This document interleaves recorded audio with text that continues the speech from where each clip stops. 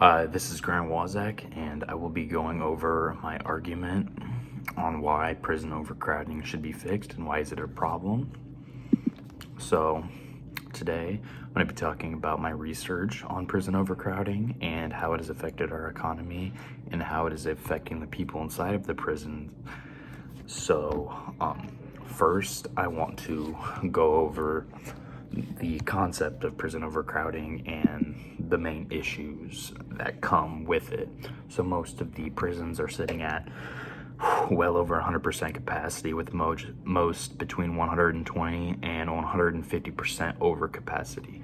So it is a violation of basic human rights. People are being stuffed into 5-person dorms, not being fed enough, not getting enough water. Even though they're in prison, they should still be allowed the access to water, food, the necessities of life to be able to live a functionable life. There's instances of people being assaulted domestically, sexually. It's not okay. And they won't fix problems with that because of the understaffing. So there is a issue of staffing in the prisons. Many people aren't working, so one person will be dealt with managing like 50 to 60 prisoners at once with only one employee, which I'll mention more about later. But more violence is created between inmates. Staff are attacked. Fights often are broken out and cannot be contained, even leading to death occasionally. That's just something that we don't want to see in our prisons or in our society at all, because people should know fighting does not solve issues. So the staffing issues, not only are there too many inmates in one facility, they're all understaffed. So I just believe that one person should not be dealt to be left with like 50 to 100 prisoners, because there should be at least 3 to 4. One person cannot even manage 2 people. It's still uneven. It's not balanced. They're not going to be able to be taken care of by one person. My mom, parents, they can barely manage their kids. People don't have more than 10 kids typically between the range of 2 to 6. And parents have a hard time with dealing with kids. How are they going to be able to handle the inmates? So I just think that's a very bad problem, and especially the lack of health care inmates cause for, let's say, like the spread of COVID that spread all around the prisons and that killed thousands. And it's hard to social distance when you're so close together and you're having to live 5 people in one cell.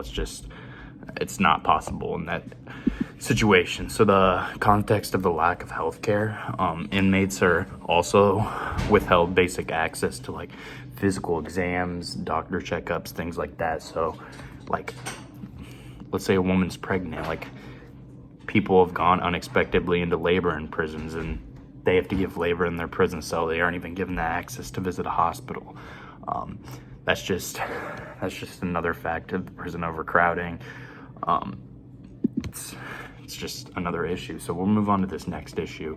It's really big, the infrastructure. So obviously the prisons are very compact and must fit thousands of people, hundreds of people into a jail or prison. So it's a large problem and can also lead back to insufficient infrastructure. That was a tongue twister. So old prisons do not have enough cells for the current amount of people incarcerated, but it doesn't even account for the current growing population. So there are hundreds of inmates and cots all in one room. I've seen one where there's 600 people in one room. It's unlivable conditions, and it's just unnecessary. So now I'm going to talk about some solutions. So one way is being able to advocate for the prisoners and advocate for movements that go against prison overcrowding to help them. You could call local representatives, organizations, ask about reallocation funds. Local government needs to reassess the money they put into the prisons and work on their budgeting for new infrastructure that could accommodate for new cells and more space for prisoners.